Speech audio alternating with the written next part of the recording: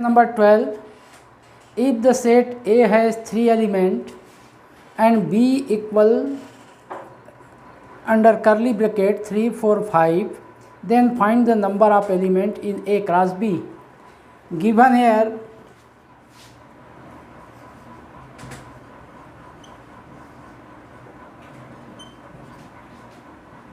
number of element in A equal 3 and number of element in B also equal 3. Now number of element in A cross B is given by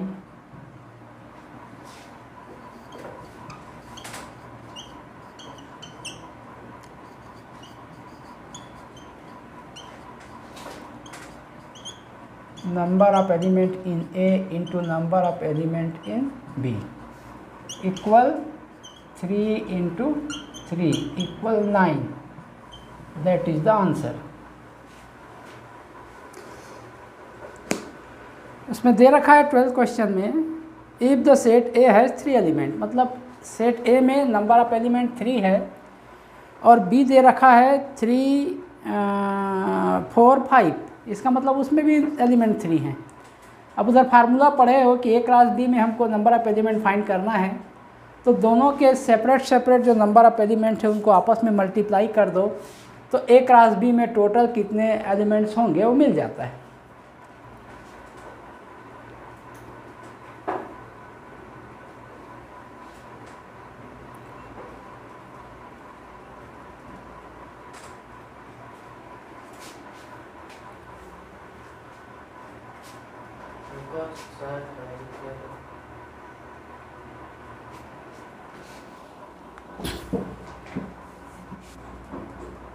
elements हैं, एक में number खुद दे रखा है, total of elements बताया। हाँ, एक में खुद बोल रखा है कि 3 एलिमेंट हैं, दूसरे में एलिमेंट्स को ही दे रखा है, तो तुमको काउंट करके लिखना है कि कितने एलिमेंट्स हैं उसमें। तो 3, 4, 5 माने 3 ही एलिमेंट हैं उसमें। Now question number 13,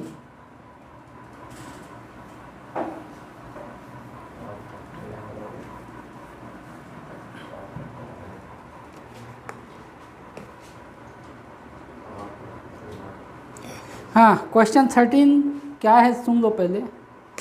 find number of element in A cross B if first में दे रखा है A equal 5 and number of element in B equal 4। तो देखो question number answer 13 first given here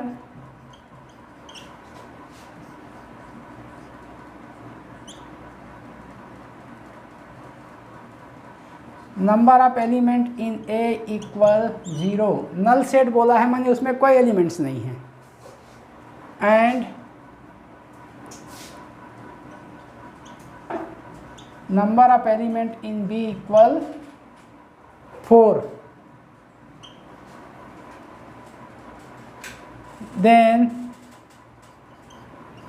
number of element in A cross B equal number of element in A into number of element in B. It means 0 into 4 equal 0.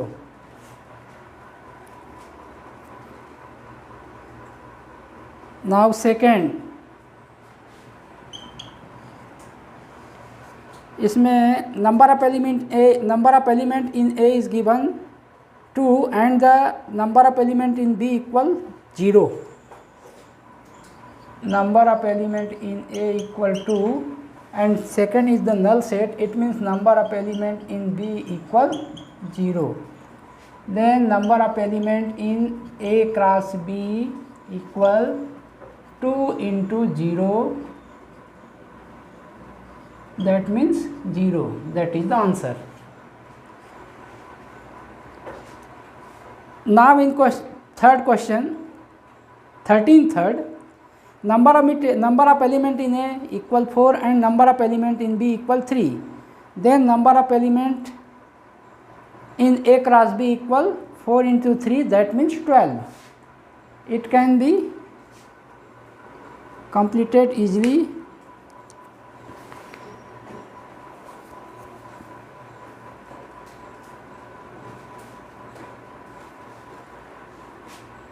Sir इसमें भी दोनों को into कर देंगे तो answer आ जाएगा। हाँ, third का सॉल्यूशन है number of element in A cross B equal number of element in A into number of element in B, that means 4 into 3 equal 12, that is the answer.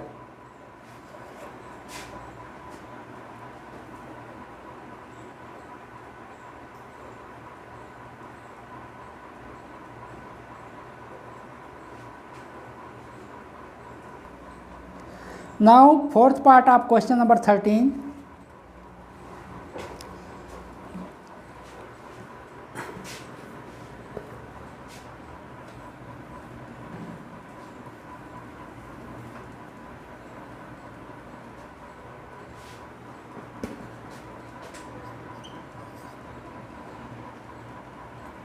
In this question given number of element in A equal 3 while number of element in B equal infinite. Now number of element in A cross B equal number of element in A into number of element in B, that means 3 into infinite, that means infinite.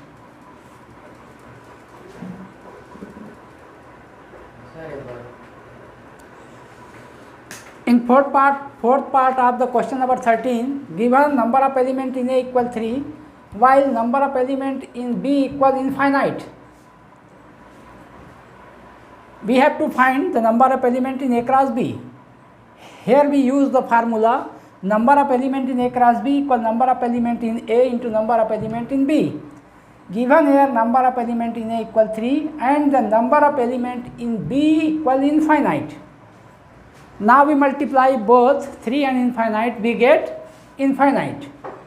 That is the answer.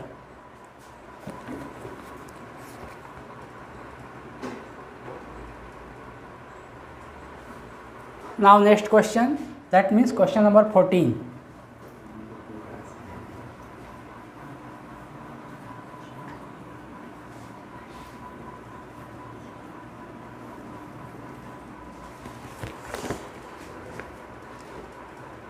Statement of the question number 14. State whether each of the following statement are true or false. If the statement is false, rewrite the given statement correctly. 14 का first है if p equal m and n.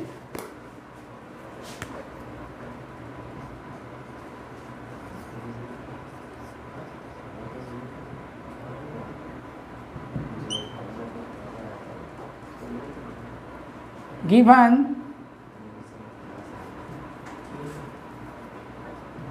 if p equal mn and q equal nm,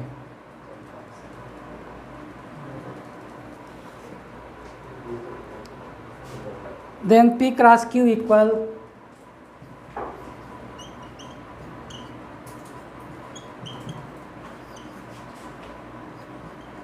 mn, mm, nn and nm. But we have given here p cross q equal mn and nm, which is false because in p cross number of element in p cross q, क्योंकि p cross q में अवयव की जो संख्या है वो 4 होगी, जो इस प्रकार होगा M N M M N N and N M. जबकि हमको दिया हुआ है कि number of element in P cross Q equal to, which is incorrect, hence given statement is false. अतएव दिया गया जो स्टेटमेंट है, जो कथन है, वो फॉल्स है। That is the answer.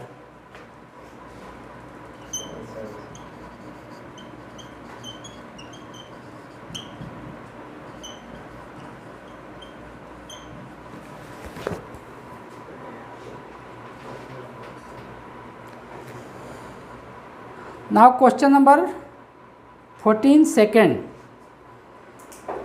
14 का दूसरा या क्वेश्चन नंबर 14 का सेकेंड है, इफ ए एंड बी, वो वहाँ पे एम एन एन और एन एम क्यों लिखा? ये इक्वल है। Set P have two elements, first M and second N. जो सेट पी है उसके दो एलिमेंट हैं, एम और एन, और क्यू के दो एलिमेंट हैं, एन और एम। हमको number of element in P cross Q find करना है। तो number of element in P cross Q हम कैसे फाइंड करते हैं ये तुमको मालूम है। पहले एम को एन और एम दोनों के साथ लो, M N M M, and then N N and N M. It means number of element in P cross Q equal 4। हमको पी क्रॉस क्यू में 4 एलिमेंट मिल रहे हैं, क्रमशः M N M M N N and N M, जबकि दिया हुआ है number of element in P cross Q equal 2, which is incorrect.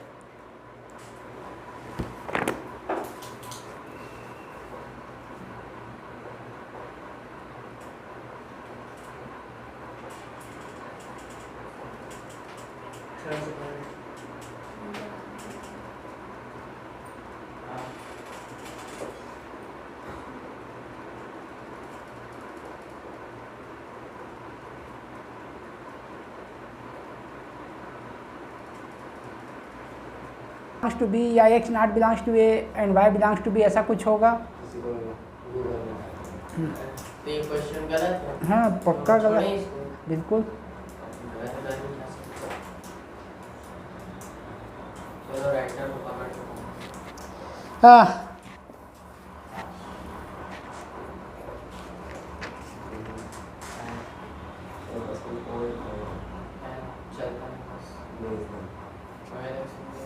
एक करोड़ का खरीदे कर दो था।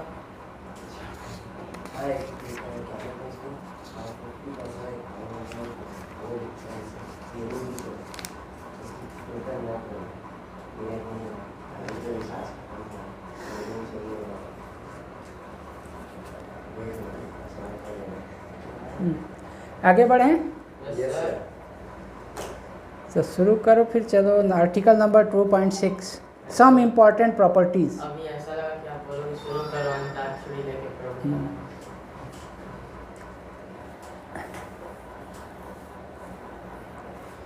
अगला article 2.6, some important properties.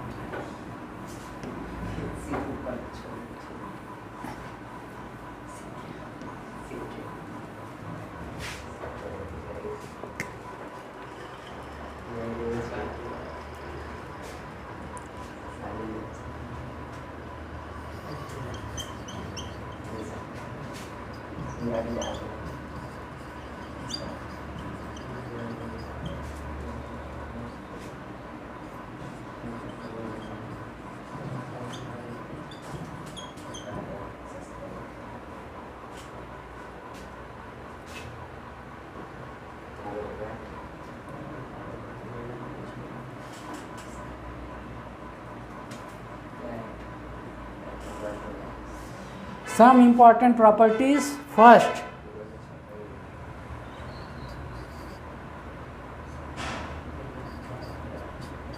A cross B union C equal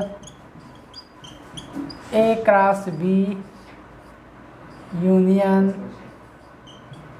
A cross C.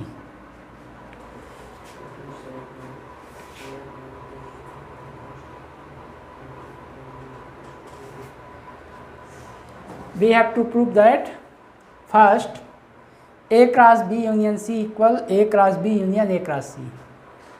हमको प्रूव करना है कि ए को बी यूनियन सी में यदि डिस्ट्रीब्यूट करें क्रॉस के हिसाब से तो A cross B union A cross C होगा। Now let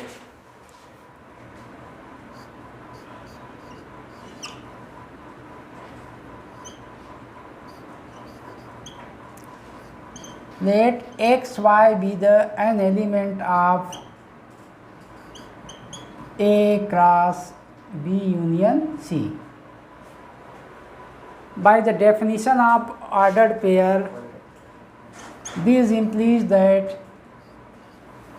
x belongs to A and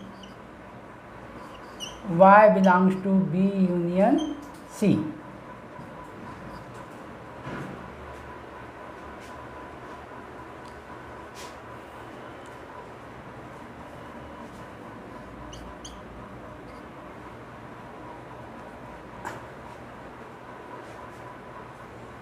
This can be written as x belongs to A and y belongs to B or y belongs to C.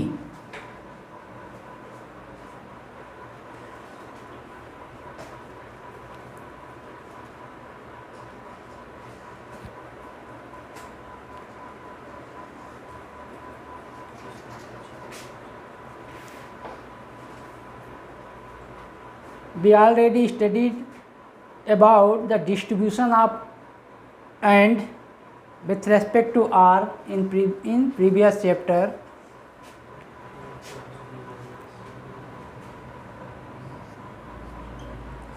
हम पहले chapter में पढ़ चुके हैं कि AND का R के साथ डिस्ट्रीब्यूशन क्या होता है। यहाँ पे अपन ये फार्मूला यूज़ कर सकते हैं A एंड या A intersection B union C equal A intersection B union A intersection C।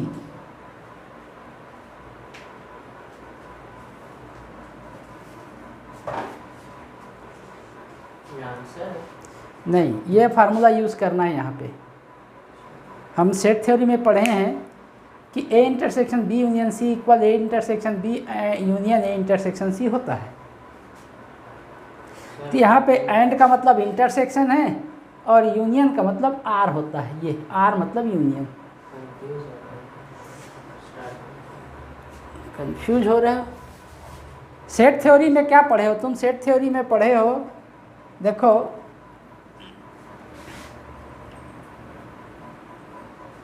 या ऐसा भी कह सकते हैं अपन कि एंड को आर के साथ डिस्ट्रीब्यूट करना है। तो एंड को आर के साथ डिस्ट्रीब्यूट करना है तो इसको ऐसा लिखेंगे, implies that X belongs to A and Y belongs to B or X belongs to A and y belongs to C. x belongs to A and y belongs to B। फिर R x belongs to A and y belongs to C। ये distribution of and with respect to R है। And का R के respect में distribution, जैसे ऐसा करते हैं ना अपन A into B plus C है तो इसको अपन लिख सकते हैं A into B plus A into C. ये क्या है? ये मल्टीप्लिकेशन का एडिशन के रेस्पेक्ट में डिस्ट्रीब्यूशन है। वैसे ही यहाँ पे एंड का आर के रेस्पेक्ट में डिस्ट्रीब्यूशन है।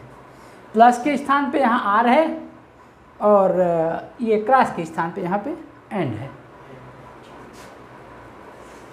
एंड मतलब इंटरसेक्शन होता है और आर का मतलब यूनियन होता है। जैसे कि यू का मतलब, यू मीन्स यूनियन, उल्टा यू का इंटरसेक्शन। हाँ, तो इसमें ए का मतलब ए तो सेट है कोई। हाँ। और उसमें का एक एलिमेंट एक्स है बता रहा है, बी भी एक सेट है, सी भी एक सेट है और एक्स वाई एक्स ए में है y b में है, यहाँ पे बोल रहा है x a में है और y c में है।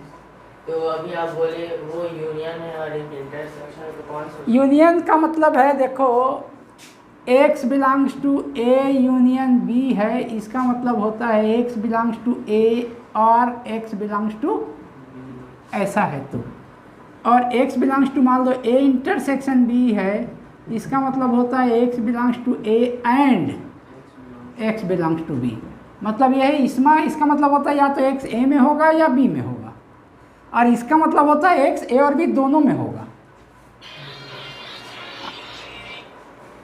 आर में अपन सम्मिलन या यूनियन का सेंस एक ही है। जब दो सेट्स का अपन को यूनियन निकालना होता है तो सारे एलिमेंट्स को एक एक बार लिखते हैं उसमें, और इंटरसेक्शन निकालना होता है तो अपन क्या करते हैं कि दोनों सेट्स में जो कॉमन एलिमेंट है उसको लेते हैं। तो यहाँ पे आर का मतलब है कि कोई एलिमेंट या तो ए में है या बी में है या दोनों में भी हो सकता है, लेकिन दोनों में है फिर भी हमको लिखना एक ही बार है यूनियन में।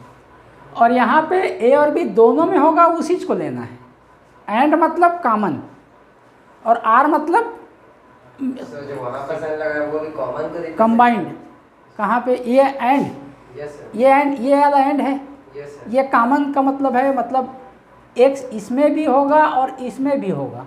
ये एक्स वाई बोला है ना, ये पेयर में लिया है, तो पेयर में लिया है तो मैं ऐसा है, देखो यहाँ पे तुम पढ़े हो कि एक्स क्रॉस ये जो एक्स वाई जो है वो एलिमेंट है मान लो ए क्रॉस बी का, तो ये ए क्रॉस बी का एलिमेंट तभी होगा जब ये इसमें का एलिमेंट हो और ये इसमें का एलिमेंट हो। क्योंकि ए क्रॉस बी में क्या करते हैं, फर्स्ट एलिमेंट ए का लेते हैं और सेकंड एलिमेंट बी का लेते हैं। तो हम क्या लिए हैं कि X Y belongs to A cross B union C लिए हैं, तो फर्स्ट एलिमेंट ए का होगा और second element B union C का होगा, क्योंकि क्रॉस के बाद यहाँ बी यूनियन सी है। अब फर्स्ट एलिमेंट ए का है और second element B union C का है, तो बी यूनियन सी का मतलब होता है कि वाई या तो बी में है या सी में है। तो इसी को लिखा हूँ मैं यूनियन का जो सेंस है कि either Y belongs to B या वाई बिलोंग्स टू सी। अब अपन क्या किए कि ये जो एंड है उसको आर के रेस्पेक्ट में डिस्ट्रीब्यूट किए, तो ये X belongs to A and Y belongs to B एक हो गया, फिर or X belongs to A and Y belongs to C, ये हो गया।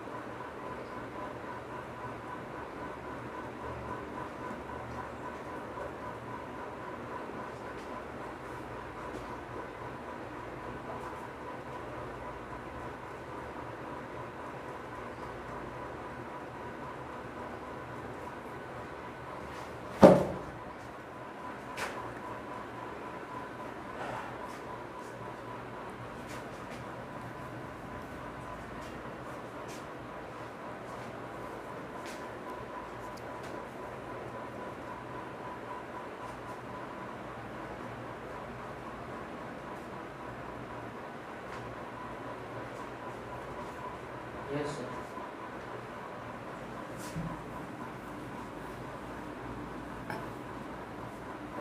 कुछ और बचा है अभी यहाँ पे, देखो ये x belongs to a and x belongs to b।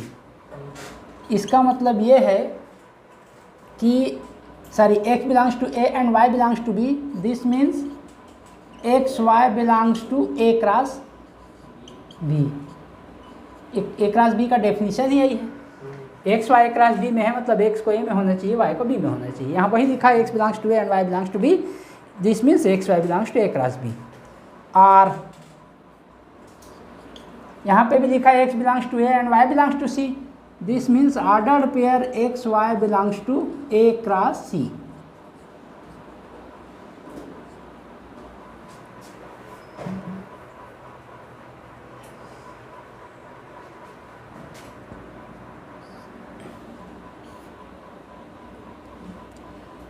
This implies that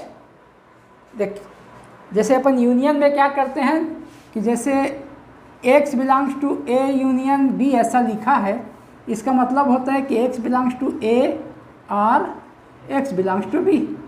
यहाँ x के स्थान पे ऑर्डर पेयर में है, यहाँ भी वही लिखा है, देखो x के स्थान पे xy है, x belongs to xy belongs to A cross B और xy belongs to A cross C।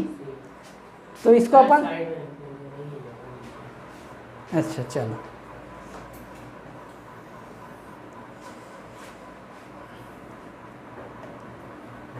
this implies that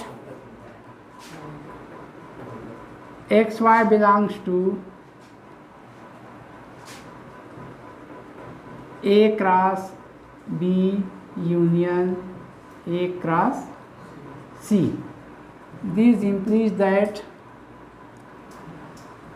A cross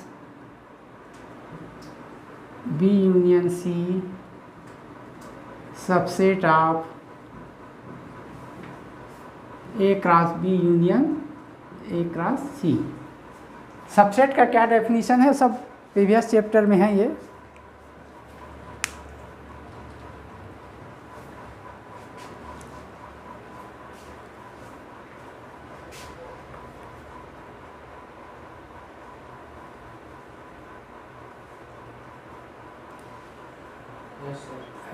देखो हमको इन दोनों को इक्वल प्रूव करना है, तो दो सेट्स इक्वल तभी होते हैं, सेट थ्योरी में हम पढ़ रखे हैं कि set A equal set B होगा सिर्फ तभी जब A सबसेट हो B का और B सबसेट हो A का। दोनों एक दूसरे के सबसेट हो तभी इक्वल होते हैं। अभी हम सिर्फ एक साइड प्रूव कर पाए हैं।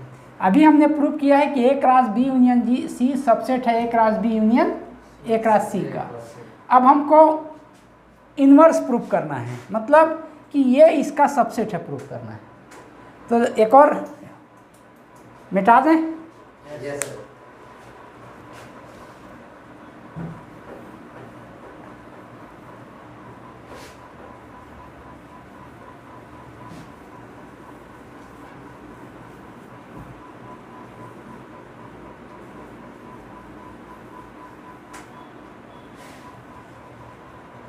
Now we have to prove that A cross B union A cross C is a subset of A cross B union C. Let x dash and y dash is an element of A cross B union A cross C.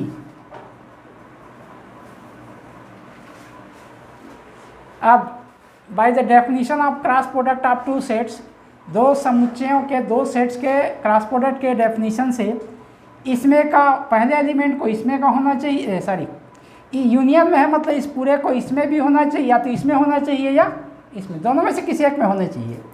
तो by the definition of union x dash y dash belongs to A cross B और x dash y dash belongs to A cross C, दोनों में से किसी एक में होगा तभी तो यूनियन में है। अब ये हमको शो करता है कि ये वाला को इसका होना चाहिए, ये वाले को इसका होना चाहिए, तभी ऑर्डर पेयर में है ये। x dash belongs to A and y dash belongs to B और x dash belongs to A and y dash belongs to C। देखो ये x dash belongs to A x dash belongs to A दोनों में common है, तो अपन उसको common ले लेते हैं। यहाँ पे लिख लेंगे कि x dash belongs to A और y dash belongs to B and y dash belongs to C।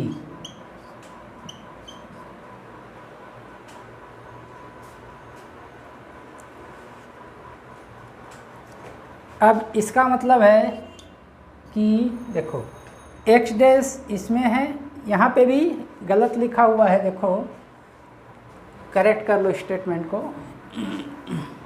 Ordered pair है, यहाँ ऑर्डर्ड पेयर है, मतलब इसको ऐसे लिखना है एक्स डैश वाई डैश,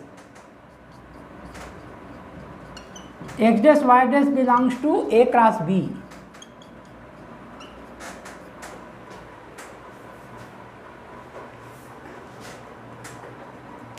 अरे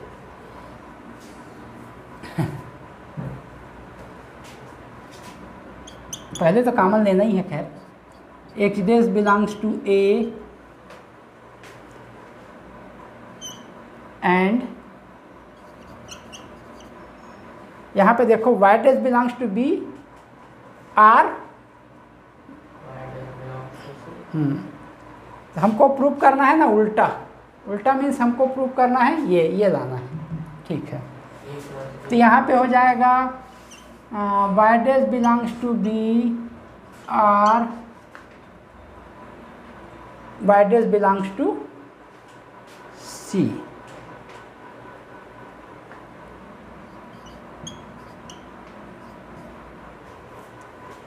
अब यहाँ देखो x dash belongs to A and y dash B में है और वाई डैश सी में है। इसका मतलब क्या हुआ कि y dash belongs to B union C. अब एक्स डैश ए का एलिमेंट है, y dash B union C का एलिमेंट है। इसका मतलब एक्स डैश वाई डैश इन दोनों के क्रॉस में होगा। By the definition of multiplication of two sets, x dash ordered pair x dash y dash belongs to A cross B union C. इससे क्या मिला हमको? देखो हम क्या लिए थे, एक्स डैश वाई डैश को इसका एलिमेंट लिए थे हम, A cross B union A cross C का। हमको क्या मिला, यही element A cross B union C में भी है। तो जो एलिमेंट इसमें है वो एलिमेंट इसमें भी है। इसका मतलब ये इसका सबसेट हो गया। सबसेट का डेफिनेशन ही वही होता है, एक बार और लिख दूंगा सबसेट का डेफिनेशन को। This implies that A cross B union A cross C is a subset of A cross B union C. अब दोनों एक दूसरे के सबसेट हैं, मतलब दोनों इक्वल हैं। जब भी हमको किसी दो सेट्स को इक्वल प्रूव करना है तो हम क्या करेंगे कि पहला दूसरे का सबसेट है और दूसरा पहले का सबसेट है। दोनों एक दूसरे के सबसेट हैं, इसका मतलब ये है कि दोनों इक्वल हैं। Since A cross B union C is a subset of A cross B union A cross C, and A cross B union A cross C is a subset of A cross B union C. So this implies that A cross B union C equal A cross B union A cross C. Sir, बस confusion ही confusion है, solution समझ में नहीं आता। हाँ, set theory को एक बार और देखना पड़ेगा तुम लोग को, तभी समझ में आएगा, क्योंकि सेट थ्योरी का इसमें भरपूर यूज़ है।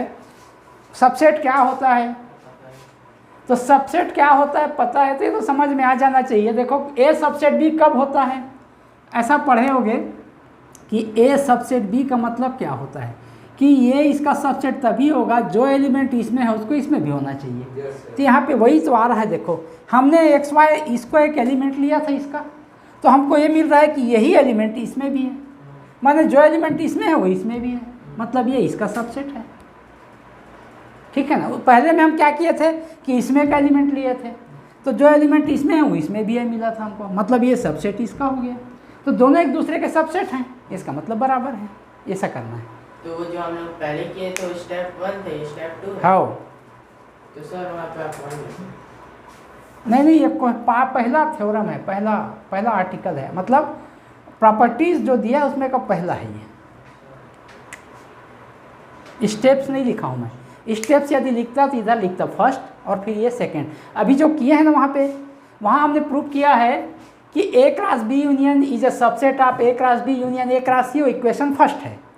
अब अभी हमने जो प्रूव किया है ऐसा यहाँ पे कि अभी क्या प्रूव किया है हम कि ये A cross B union A cross C जो subset of A cross B union C, ये इक्वेशन सेकंड है। अब from equation first and second यहाँ पे लिखना पड़ेगा फ्रॉम, ये इसको अपन सेकंड ले लेते हैं, उधर उसमें जो दिया है उधर उसको फर्स्ट ले लेते हैं। From equation from first and second we have this. Note कर लेते हैं।